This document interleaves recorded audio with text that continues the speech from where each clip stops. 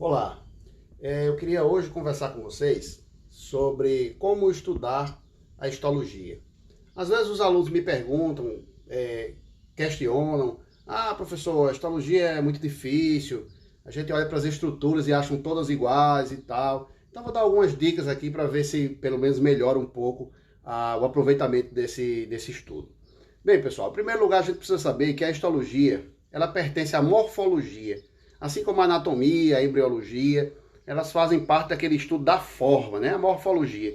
Então nós vamos estudar estruturas. Para isso, é interessante que o aluno entenda de início que ele precisa ser um bom observador. Então ele precisa ter tempo, ele precisa observar com calma as estruturas, fazer comparações entre estruturas que aparentemente são semelhantes, com muita calma, com muito tempo. Então é uma disciplina assim, que requer da pessoa uma certa contemplação.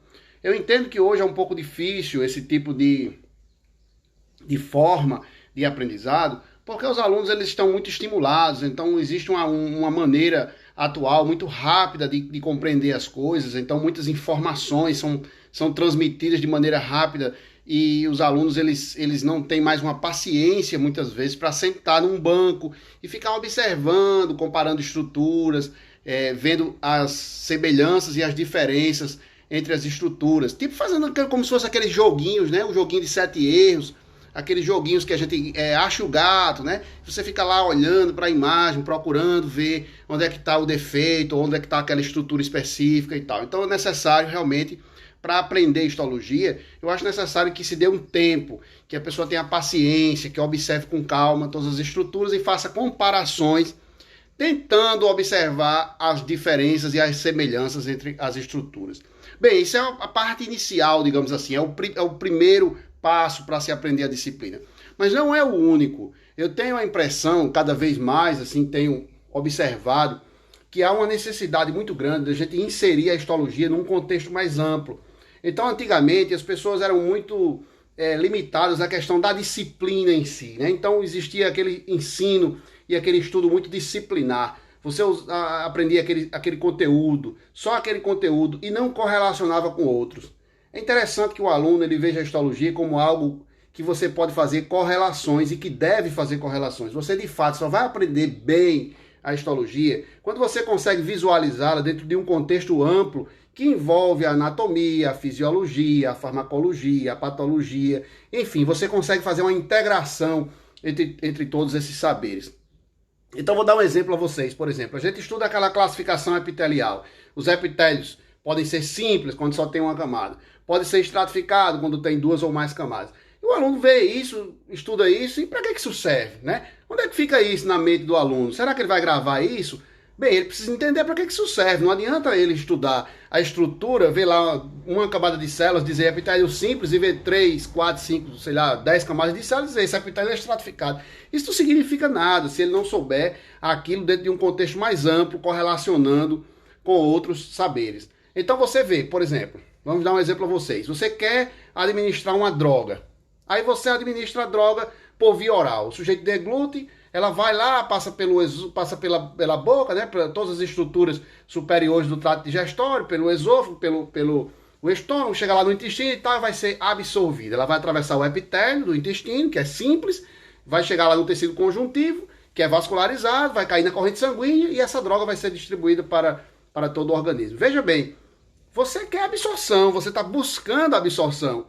Então é evidente que se você está buscando a absorção, o epitélio do intestino ele não poderia ser um epitélio de várias camadas, ele tem que ser um epitélio de uma única camada, porque é muito mais fácil a substância atravessar uma camada só do que atravessar várias camadas. É por isso que o intestino é um lugar ótimo de absorção.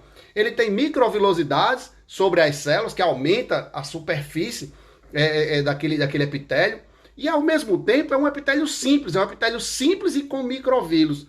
Mas o fato de ser simples já nos indica que ele tem uma facilidade maior de ser atravessado por determinadas substâncias. Então eu espero encontrar no intestino um epitélio simples. Eu não vou esperar encontrar no intestino, no estômago, um epitélio estratificado, um epitélio de várias camadas, porque lá é lugar próprio de absorção. Agora, quando a gente observa na boca, você, por exemplo, na sua boca, você está aprendendo os alimentos. O alimento muitas vezes vem seco, você ainda está começando a umedecer aquele alimento. Ele pode provocar lesões na própria mucosa oral, no epitélio da boca.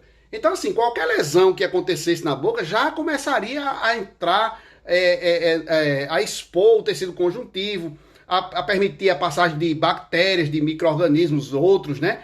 Então você não quer que na boca, que é um epitélio mais de proteção, digamos assim, contra o atrito, você quer que o epitélio tenha várias camadas, que o epitélio seja estratificado. Não é, e a gente espera que o epitélio da boca seja um epitélio ideal para absorção. Ele não é um epitélio ideal para absorção, ele é um epitélio ideal para dar proteção. Então você tem várias camadas de células, à medida que você vai atritando aquelas camadas de células, algumas, as mais superficiais, se perdem, mas novas células vão surgindo epiteliais a partir das células mais basais. Então é um lugar que não é um lugar próprio para atravessar, para que as substâncias atravessem o epitélio, caiam no conjuntivo, vá para a corrente sanguínea e se distribuam para todo o organismo.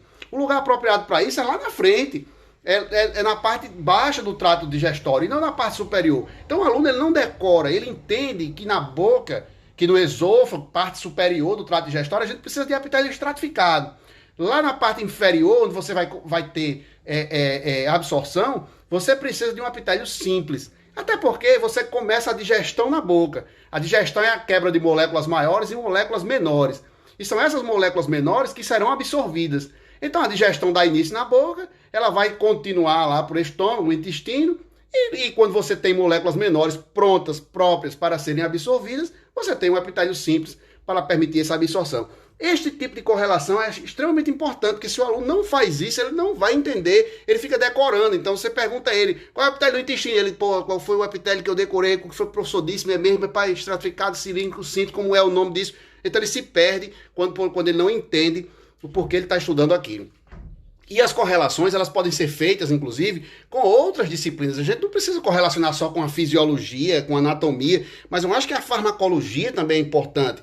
Por exemplo, às vezes quando eu digo isso na sala de aula, os alunos perguntam, mas professor, e por que existem aqueles medicamentos que as pessoas botam debaixo da língua, né? Aquela via de administração sublingual. E o senhor está dizendo que não absorve. Como não absorve? Pessoal, é importante que a gente saiba, todo epitélio pode absorver. O epitélio da pele, que é, digamos assim, o menos absortivo, porque é um pavimentoso estratificado queratinizado, quer dizer, um epitélio muito espesso, ele ainda absorve. É possível que haja absorção através de qualquer epitélio, mas ele não é o epitélio ideal para absorção. O epitélio ideal para absorção são os epitélios simples e não os epitélios estratificados. Agora, às vezes, o que acontece? Por estratégias que envolvem conhecimento de anatomia, de fisiologia, de farmacologia, por estratégias farmacológicas, você pode precisar de uma via sublingual e não uma via oral. Vamos dar um exemplo para vocês. Algumas drogas, algumas substâncias, quando elas são absorvidas no intestino, o que acontece no intestino é que existe uma corrente sanguínea que cai, toda a vascularização intestinal, a maior parte dela, vai pelo sistema porta e chega até o fígado. Então tem uma veia porta que comunica lá o intestino com o fígado. E aí é um conhecimento importante, porque quando essas substâncias são absorvidas no intestino, elas vão diretamente ao fígado. Muitas dessas drogas, das substâncias que nós ingerimos, elas passam pelo fígado e elas são metabolizadas, elas são alteradas por enzimas do fígado. Então existe esse efeito que os farmacologistas chamam de efeito de primeira passagem. É aquele efeito que a droga que é absorvida pelo intestino, ela vai pelo sistema porta, cai no fígado e lá ela é alterada. Então aquela substância que você ingeriu muitas vezes, ela não é mais aquela substância, ou seja, na hora que ela é absorvida pelo intestino, passa pelo fígado e o fígado altera ela e transforma ela em outra substância, pode ser que aquela droga seja inativada, ou pelo menos um percentual dela seja inativado. E aí a disponibilidade dela para os outros órgãos, a disponibilidade dela do ponto de vista sistêmico, quer dizer, para todos os outros órgãos, passa a ser menor. Então você tem uma alteração aí na biodisponibilidade. Você tem a substância numa quantidade menor do que a quantidade que você deseja para atuar em outros órgãos diferentes. Então você pode ter uma boa absorção no intestino, mas a disponibilidade daquela droga, daquela substância pode ser pequena.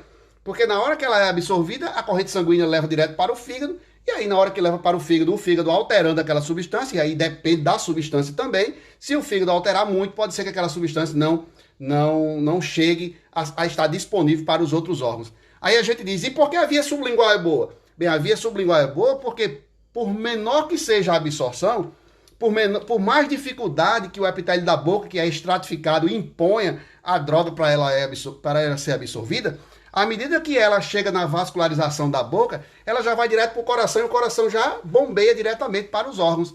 Então, por exemplo, você quer uma droga que atue no sistema nervoso central, como acontece com algumas substâncias sublinguais que atuam diretamente no sistema nervoso central. Você bota por via sublingual, quando o coração bombeia, já vai direto para o sistema nervoso central. E a disponibilidade daquela droga, por menor que ela seja absorvida, é melhor muitas vezes do que a disponibilidade quando você utiliza por via oral e tem esse efeito de primeira passagem pelo fígado.